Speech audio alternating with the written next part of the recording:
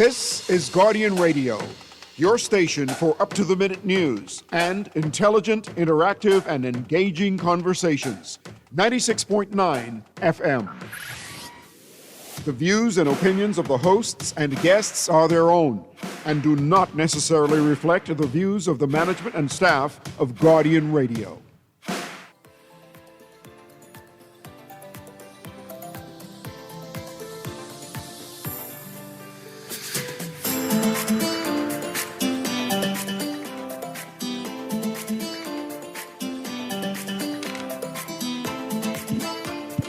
Good morning and welcome to Guardian Radio A.M. Today is Wednesday, May 20th, and until after 11 o'clock in the morning. Once again, this is CA Newry and I shall be your host for today.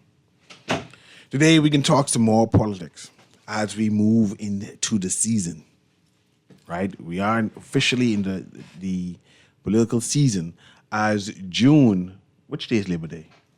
The first, is it the second Friday in June? Or the first Friday in June? June. I just call it June until I get the exact date. Labor Day. But it's the Friday, right? Yeah. But the question is the first or the second Friday in June? It's the first Friday in June, right? I'm not sure. We'll find out right now. Labor Day Friday will mark the official beginning of the political season, where everything and anything goes, as everything and everything that is said is politically motivated. It's in the season. You would have to have jaundiced eyes. You would need to have a discerning spirit as you hear the politicians jostle for your attention and your approval. With that, I see members of the opposition has given a statement to you got a date? First Friday. First Friday? Yeah. Okay. Have given some information to the newspaper, and I was shocked. And I said, I thought officially that the opposition, or the official opposition, the F&M party, let's say the F&M party, has determined that they will be quiet until they launch their political The slate of candidates. their slate of candidates officially. That there will be no suggestion of politics as yet. Everything is quiet as right now. Then, and I hope Aaron to pull it up for me, right? That one or two persons who are trying to jostle for opposition are talking to media. So I want to know, is this an affront to the leadership? Is this forcing the leader hand in the F&M? Or they just happen to be walking by and the media put them inside an awkward situation where they give more information that they should have. Mm-hmm. Okay. To the Labor Day point in the launching of the election on Labor Day, we get back to that point? Yeah, man, go ahead. All right, but maybe we get back to it, right? Yeah, go ahead. So from the article, Wells, Johnson, and Campbell plotting return to F&M frontline. That's Nassau Tribune. And we'll pause there. These are the names of the candidates. So I say I'm a little uneasy with them talking with the media, especially when it seems if the leader of the opposition, leader of the F&M, has declared that they're not going to speak on their candidates as yet. But go ahead, Aaron. Several former cabinet ministers from the Minnis administration are plotting a political comeback, while others are stepping back from frontline politics. Political veterans Renwood Wells, Ellsworth Johnson, and Frankie Campbell confirmed yesterday that they are seeking nominations as Free National Movement candidates. Full stop. I take umbrage, is that the word? Mm-hmm. Maybe I'd pick up an umbrella instead. When Frankie Campbell and Renwood Wells become political veterans? They had one term. That's a veteran. No, it's not. But I think Wells has two terms. I mean, considering we're putting people who've served no terms in the Senate, right? Yeah. Considering that. But Wells is now the honorable, because it's two terms, he's the honorable Renwood Wells now. But does it count if you cross the floor? Two terms. LOI need to know the answer to that. LOI am concerned. Does Frankie Campbell qualify as a veteran? Well, he has experience. One term. In minding his business for 6 months of the year and staying out of other people's business for the other 6 months of the year, but is that sufficient qualification and expertise for governance? Mm-hmm.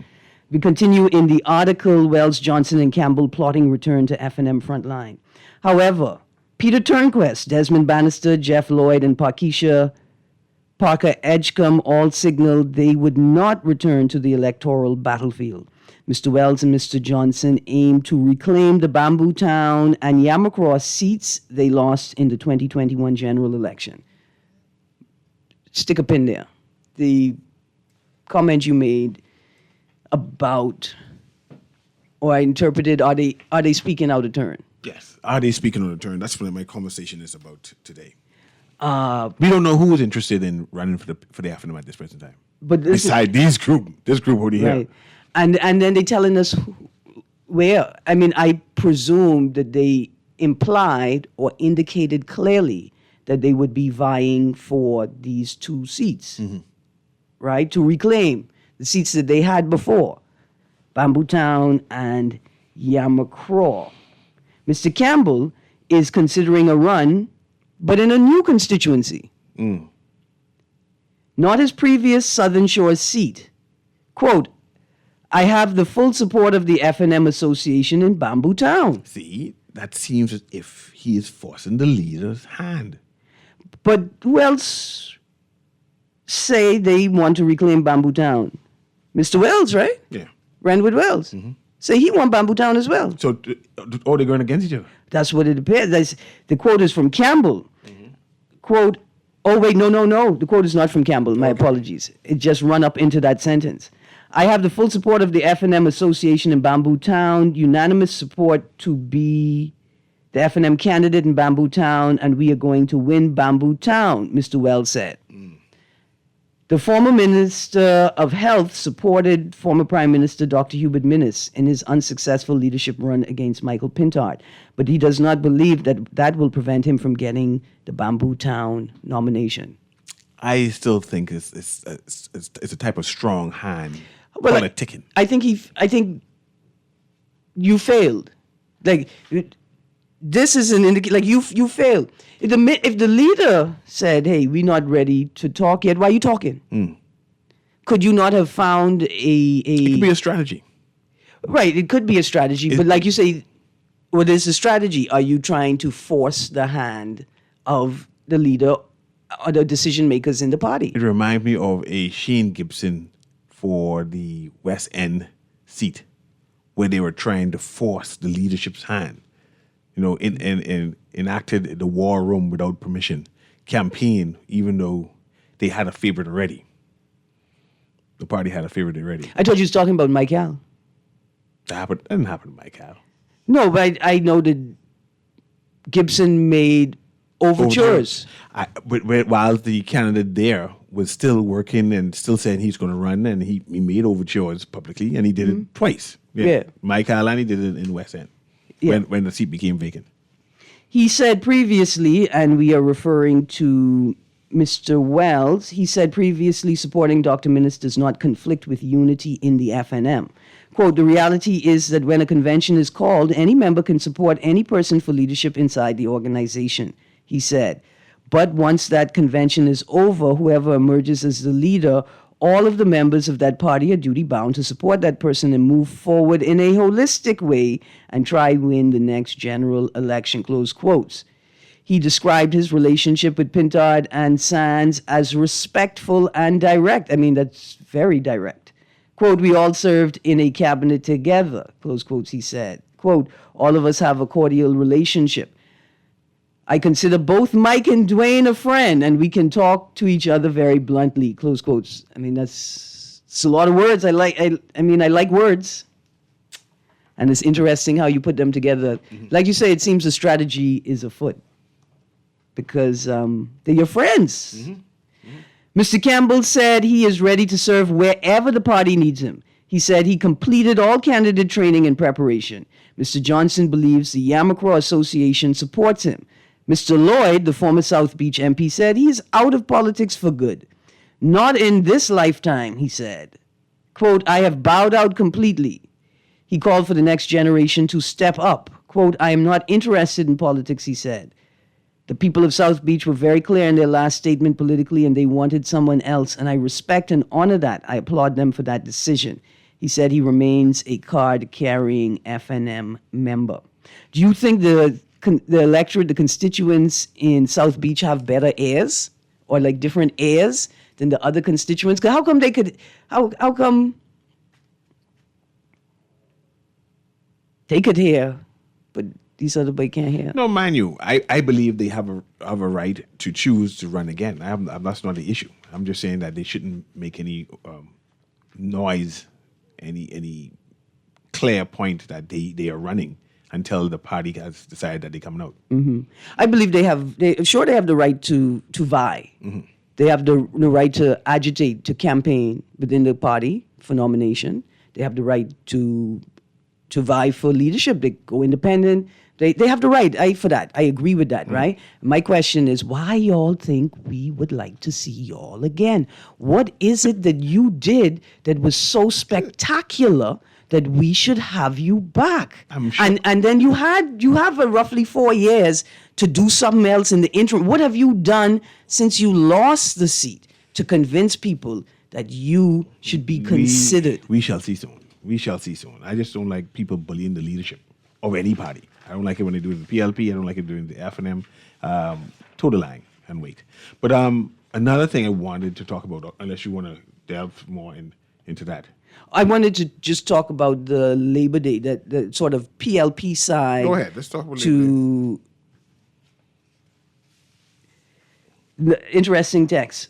PLP preparing to launch campaign on Labor Day, like you said, Labor Day, June 6th, first Friday in June. PLP preparing to launch campaign on Labor Day. Progressive Liberal Party Deputy Chairman O.B. Roberts told party members to, quote, prepare for political war, close quotes, which will begin on the Labor Day parade. That right there. That's problematic. Yeah. So read that again so people understand why we are saying it's problematic. That one line. PLP Deputy Chairman told party members to, quote, prepare for political war, close quotes, which will begin on the Labor Day parade. So the political war will begin where? On the Labor Day parade. So, and I'm saying this with the utmost respect and sensitivity. He's misspoke. With the utmost respect and sensitivity. We had the most tragic incident happen at a Labor Day parade years ago, where a participant in the parade died as a result of a reckless action by another participant in the parade. Why would you use such reckless language? He misspoke. In that space where that thing happened, and then acknowledging that that space is one of the most sacred spaces in the country. Why would you taint it with your political pettiness? Especially knowing the mandate of what Labor Day for and what the parade for. The parade for unity, you know. Right. And it's a unity. You've already co-opted the parade as a political entity. You already co-opted the parade as a political entity. Why would you declare that you starting your political war on the Labor Day parade? It is childish. And you know what? Oh, sorry. Especially when the leader of your party already say the campaigning could be dirty and nasty. The word he used was feral. It's become feral. Well, why are you creating the environment to feral environment and to perpetuate more of that? Mm-hmm. It is absolutely unnecessary. And then to connect it to Labor Day, the Labor Day parade. So it seems as if they will usurp the entire Labor Day parade and don't have it basically concentrate on labor. But we'll shall wait and see. PLPs, we're looking forward to you coming out in great numbers. We want to see no less than 5, 6, 7, 8,000 of it. You think is Ward Daddy with the boy name from the Roots? We have 1 million of us out here. The man calling 5,000 strong. This is there's import labor too, no? I could see it being 5,000 and dwarf for every labor entity, which already believe that they're being manhandled by the government. Deputy Chairman of that last quote was from O.B. Roberts. Deputy Chairman of the PLP's Labor Day Parade Committee, Bradley Kemp, told the crowd that the party expects every PLP to be on the parade. Every PLP. Quote, we're accepting one excuse and one excuse only. That's if you're dead, Kemp said. That's all part of the political rhetoric. It goes on. Following the parade, a rake and scrape concert will be held at Fort Charlotte to celebrate Prime Minister Philip Davis's 74th birthday. Okay, is this a national party or is this a PLP party? It's a PLP party. It's a PLP rally. So who paying for it? I don't know who's paying for The it. PLP guy pay for it if it's PLP party. Well, one of the PLP sponsors. Once their name is in Treasury, they can do what they want once the name is in Treasury. Yeah. Unless, of course, Can I come to the PLP party in a government car? no, I have the car to drive. no, you don't have the car to drive. I don't have the car to drive. No, you don't have the car to drive, and you definitely don't have the government car to drive to a political event. Remember general orders where you ain't supposed to let nobody know what your political affiliation is in order to protect you from victimization? I'm a minister. I have a driver. He got to drive me Not in no red plate. in the red plate. No, the minister have a minister car. And he still shouldn't be coming in the minister's car. Come in your MP car. Let's go to the caller. I mean, there's a rule. Like there's supposed to be a rule. Come in your MP car. Don't come in the red car. Don't come in the cabinet minister car. In fact, don't come in your MP car. Go borrow your mummy car and wash it up, detail it, and come in that. Yeah. What, can I use the constituency money to bring No. people? I can't even use the constituency money to bus people there? Not to a PLP hosted Brave Davis birthday party. What about to the Labor Day March? I could at least bring the bus there. Because they're in my constituency. You can organize public transportation. You can organize transportation for constituents. Yeah. And then you tell them, don't wear no party colors on this bus. But they go into the parade. They gotta wear. No, put it in your little backpack and your satchel. That's a lot of things. Let's go to the caller, man. Being an adult is a lot of things. God in Radio A.M. Go ahead, caller. I'm sorry. Morning. How you doing? Good, thank you. Sorry for the well. wait. Yeah, that's fine. That's fine. I am one of always been against political parties, especially when it comes to Labor Day. I am one of those persons that says that political parties should not, and I emphasize not, should not be on Labor Day march. That is for labor, and I think they're infiltrating it. And I call on the unions and whoever deal with the Labor Day, they need to put something in place so that no political parties will be allowed to come on Labor Day march. That's my feeling about the whole thing. But surely the march is for Bahamian people and anyone who works. Yeah, but the political parties is spoiling it. It ain't about politics. That's not about politics, and I think they get it wrong. And they're taking advantage, just like what you say now, that the PLP now want to use the Labor Day march to launch their political campaign and that stuff. That is wrong. That is totally wrong. Especially the way you put emphasis about that reference was made to the lady who died and all the rest of that stuff. It's the wrong environment for that. That's not for politics. I hear you. But we coming. Boy, let me continue to read from the article, right? It goes on. The article says, Kemp said, and that's Bradley Kemp, Deputy Chairman of the PLP's Labor Day Parade Committee. They have a Labor Day Parade committee and chairman? Look here, they don't even have a Bring the Golden Jubilee Expenditure Report to the House of Assembly Committee. But they have a chairman though? And not just a chairman, a deputy chairman? That means they have a They have chairman and they got a treasurer and a secretary. just for the march? Yeah, I don't know if y'all have a treasurer or a secretary, but I know what I'm going to read from the rest of this article, right? Kemp said, organizers are asking for a minimum of 150 people from each branch to attend both the parade and concert, noting that drones will be used to count the number of attendees. See, that means they need to organize buses. Quote, the grounds are going to be completely set up. Okay, that's why they fence up Fort Charlotte? That's why we can't exercise? Concert. Okay, the grounds are going to be completely set up. Every constituency is going to have a 20 by 20 tent out there. It's a fair. Quote, every constituency. So you telling me St. Anne's constituency gonna have a tent out there? You're gonna put a tent out there for all the FNM constituencies, all the FNM MP constituencies out there as well? Yeah, because the campaign started. This is the launching of the campaign. You gonna have a tent for St. Anne's? Yeah. You have a tent for Long Island? More like you'll find out who the candidate is or the proposed candidate is also. Quote, the branch should bring some most people out there will have a floating trophy. Not a trophy. That's what. Paging Adrian White. Paging Adrian White. He can't come. Why he can't come? Because he's not PLP. It's a PLP function. Listen, I just asked you. I said the PLP branch for St. Anne's will be there, not the F&M branch. Every constituency is going to have a 20 by 20 tent out there. There is no St. Anne's is a constituency. It ain't F&M and it ain't PLP. It's a constituency. They mean the branch, man, the PLP branch. Adrian, I can meet you. I can meet you at the office. We winning this $1,150. What happened to Adrian when he get yak up to come out of the house? You don't want him go there. I can make sure he have his undershirt on. Mrs. White. Good morning, madam. How are you doing? We gonna make sure he have on his undershirt, Newry. Don't go to the PLP party. That's a PLP party. If you say every constituency, he mean the constituency for the PLP. So it's $1,150 for the first place, $650 for second place prize. You think it's coming from the constituency money though? It better not be.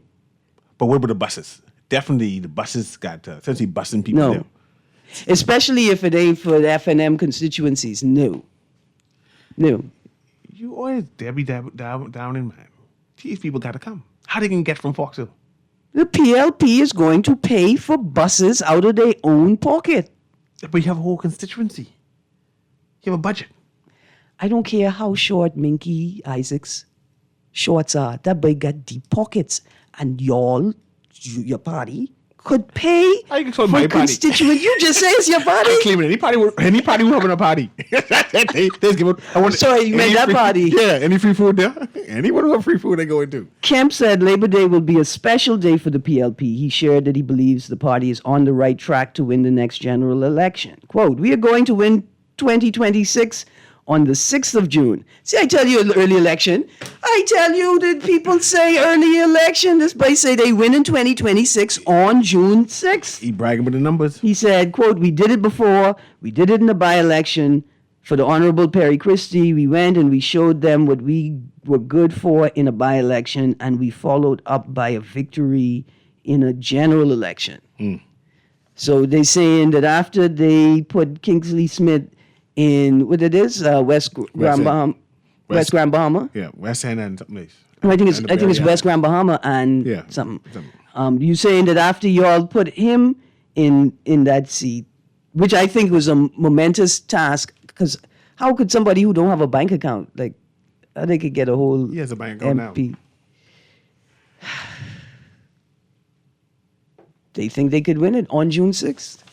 We'll see. I think it's extremely problematic, and I think it is a clear indicator of what we are going to be faced with for the next year plus. Yeah.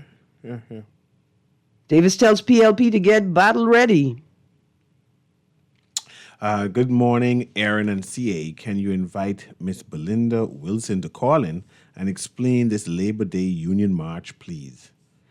Because now we have a third union Congress that didn't sign. Well, that's formed with members that, among other things, disagreed with the signing of the MOU in 2021 prior to the snap election in September 2021. Newry, you have a... Okay, and then another text says that they agree with the caller. No party should be a part of the march. The PLP say they come in. You keep on grumbling all the like. They come in and they come in by 4, 5, 6,000. Yeah, man. Let them a show of force against who? The Bahamian people? You battle ready against who? The Bahamian people? Well, I don't know. I just can see. They don't wear yellow no more. Because see, here's my thing. See aqua. Here's my thing. You remember when Elon Musk got on the inauguration stage and did the Heil Hitler twice? Yeah. The salute. I mean, but Heil Hitler, the salute. You mean the Roman salute that the Nazis got the Heil Hitler from? Yeah. Like the Nazis copied the Roman salute for their Heil Hitler. That one? Yeah, that one. Okay, good. He's saying he's Roman. He didn't say he's German. He said he's Roman. It all depends on how you interpret it. What I would like to know is why are my leaders, when they say they battle ready, they battle why you don't go to war with Nazis? Why you don't go to war with fascists? Why you don't go to war with people who genociding little children and old people and blowing up hospitals, knowingly blowing up hospitals with patients in it and lying about it? Why you don't be battle ready for them? Why you don't go onto the African continent, right? Why you don't go into Sudan and tell them you battle ready? Y'all are soldiers. Y'all are big man them. And you don't have time to be protecting no little children and women and little boys from rapists and molesters. You ain't got time for that. You ain't got time to make sure that the elderly and the disabled could move through their country safely and unmolested. You ain't got time for that. You battle ready and you want to go to real war. Why y'all don't go to Haiti right now? Go to Haiti right now and put your pens in your holsters and your calculators in your shoulder holster. And go to Haiti right now and tell them you battle ready. You ready for war. Because it's so disrespectful to disregard what millions of people are suffering through in the planet right now. You talking about you ready to go for war. All y'all going to do is go grab a bunch of lotion and lotion each other. That's it. That's part of our politics. Another article I want you to get ready to read for me, which I found interesting. I found it interesting. One is this one here. Okay. Oh, okay. Yeah. I found it interesting to say that I was surprised that he gave commentary. I think that the commentary is very politically minded. It's like a political slogan, testimony again. And I'm uneasy with it. And I said, I'm going to bring it up. I'm going to bring it up. And perhaps the listening audience feel the same way. But I'm going to bring it up all the same so I can scrutinize it and see the intent. What was the intent of this interview, right? Of all the people to interview. But the headline reads, Sir Franklin, economy's fundamentals are exceptionally strong. Like, I got you. Where did that come from? This particular commentary. Like, if it was on folk call, I said, man, talk. If it was on building houses, I said, man, talk all you want. You know, like this came out of the blue, right? Like, but how you get a headline, right? Mm-hmm. So I wanted to read that to see the intent of this commentary. All right, follow that text up. Their text caller, I'm trying to shoot the note out to Ms. Wilson as we speak. So Franklin, economy's fundamentals are exceptionally strong. Quote, are there issues to be addressed? Yes, the issue of inflation. Though it is real, Joe Average in the Bahamas has to learn to manage his or her personal affairs better. Chairman of Sunshine Holdings, Sir Franklin Wilson, told Guardian Business yesterday that notwithstanding the deficit hole the government has to climb out of to hit its budget target, the economy's foundation is, quote, exceptionally strong, close quotes, despite the Davis administration running a $343.3 million deficit for the current fiscal year. Does that sound like he campaigning? Yep. It does sound like he campaigning, right? You see, because, first of all,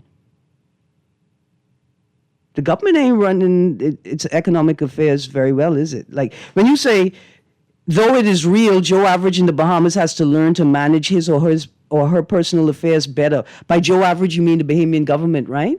No, you just mean us. And all of its actors, right? Mm-hmm. Like the ones who refuse to acknowledge the processes for accountable and transparent governance, like the tabling of audited reports from the Auditor General's office.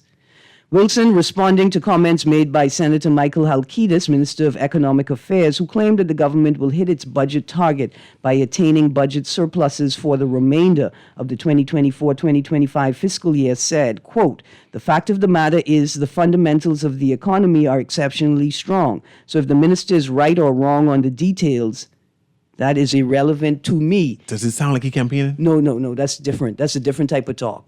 You know what that type of talk is? What that type of talk is? I get so much money. Them little details don't bother me. That's y'all bother about them little details. I got so much money. That's what, my minutia? That don't bother me. Sound like he campaigning. I mean, it also sounds like he's campaigning, but I continue from the article, Mr. Newry. Halkitis told the Tribune upon the revelation that in the Ministry of Finance's monthly fiscal summary report for February 2025 that the government had a budget surplus of $58.6 million for February, that he fully expects the Davis administration to hit its deficit target of a $69.8 million budget surplus by hitting consecutive budget surpluses for the remaining 3 months of the fiscal year. But before we go there, since you say that for the February 2025 period you had a budget surplus of $58.6 million, could you give the persons with disabilities commission back the $25,000 that y'all used for O.B. Wilscomb's second memorial at Bahama? I think Pressure already addressed that. No, he didn't. That was not the money. He was talking to the boy in the short suit. He said money gone. He was talking to the boy in the short set. Caller, coming to you right now. Don't hang up, caller. Go ahead, Aaron. We continue from the article. The MFSR revealed that the government is running a year-to-date fiscal deficit of $343.3 million, which means that it would have to hit consecutive budget surpluses of at least $85 million per month just to break even. However, Mr. Newry, if they park the red cars and the MP plates and the cabinet, park anything that have access to government gas and drive their own car, let's see how it works. I bet you if the police actually started enforcing traffic controls, we could reach half of that. What did it say? 86 million? 58.6 million? We could do 20 million in fees and fines. 20 million easily per month if these guys were actually enforcing traffic controls. The government has not had that type of budget performance in recent history. In the 2022-2023 budget year, the average revenue for the remaining 3 months from March to May ran at a deficit of $65.3 million. During the same period, in the 2023-2024 fiscal year, it was a surplus of $146.7 million, not even half of the $343.3 million needed to break even. Meanwhile, the fiscal deficit forecasted for this year is $69.8 million. Wilson noted, however, quote, I look at other numbers. I look at other barometers, and to me, the fundamentals are strong. You're looking at other numbers, he says. And whether the minister is right or wrong in that detail, I don't know. A lot of people separate political talk from real financial analysis. Why is he commenting, though? And the minister's talk, I put in the category of financial talk. But if you put it in the category of financial talk, why are you not worried about it? Wilson also took time to respond to comments made by Bahamas Institute of Chartered Accountants President Pritino Albury in Tuesday's edition of this newspaper. Albury said the rising cost of living needs to be addressed in the budget communication. I saw that article as well. Is there a need for Mr. Wilson to be defending the government? Don't we have actors whose job it is to do that? I mean, if... Let one of the ministers respond, man. Why is he responding and defending the government position? It just seems odd, especially when you negotiate and have business with the government. There's no need for you to defend the government. Let other people do that. I'm agreeing with you. But I think there's also something else that's being said here, which is, y'all bogies? Yeah. Y'all worry about them little things, the minutiae. I just wanted to know what the minister say. Anyone else noticed that? Let me go to the callers Right. here. The article continues on page 2 of the Guardian business section. Buy the Guardian and see if you agree with me. Go ahead, caller. Guardian Radio A.M. Sorry for that. That took so long. Caller going once. Caller going twice. Let's go to the next caller. Go ahead, caller. Guardian Radio A.M. Let me just shut off the radio here. Yes, good morning to both of you, Mr. White of Bahamas, Alan Johnson. Just let me first say, remember when the leader of the opposition said that the government was going to call an early election, and it was vehemently denied by the Progressive Liberal Party leadership. Mm-hmm. Well, isn't this a calling of an early election, though the date has not been set? It can't be a call for the early election, and the FNM has yet to list any candidates. It doesn't matter. If they ain't prepared. No, because what happens is the FNM has no input in the election date. That's why they have no candidates? No, I'm saying to you, see, I'm not going to deflect on that, okay? I'm talking about the substantive argument that has been made that there will be no early election. There's two things that happen. There's a period of election and there's a period of governance. If we are to take the Progressive Liberal Party at their word, and though they have started an election campaign 18 months out from a constitutionally mandated date, okay, that would mean to me that for all intent and purpose, they have no intent on governing. They have intent on focusing on electioneering. And we hired them for governance for the full term. Remember now, we rewarded the last person who called an election a year early. This election is being called 18 months early. Or if you want to use the date of October 10th, then take the time from here. That's 15 months. So the question then becomes, when are we going to get to governance, right? And it shows also that if they say they are labor friendly, why would they seek to usurp the meaning and authority of the unions themselves? Because they're putting emphasis on that they will come out in numbers as opposed to encouraging labor to, as this has been an opportunity for them to embrace and supposedly celebrate the success that they said they give them. This then becomes about the Progressive Liberal Party. But let me stop you there before I move to the next caller. I want just one other statement. Yeah, but let me ask you this. June 6th, the PLP announced that June 6th they launched their election campaign. Are we going to take them at what they said? They said they will launch their election campaign. What about the F&M, your party? They did not say they was launching an election campaign. They didn't say that? What they said? No, that's what I'm saying to you. They said that it looks as if the election will be called before September.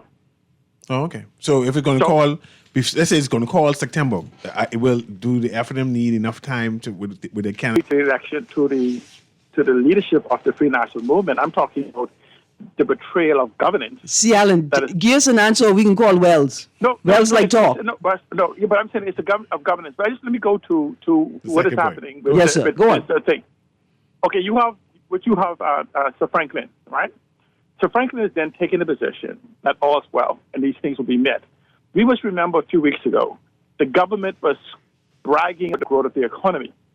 The growth of the economy, the numbers don't lie. The growth of the economy, the government's revenue is also proportional to the growth of the economy. If we are to take that their growth 7%, whatever it says, then you must also expect that the government's revenue should come back to reflect that growth.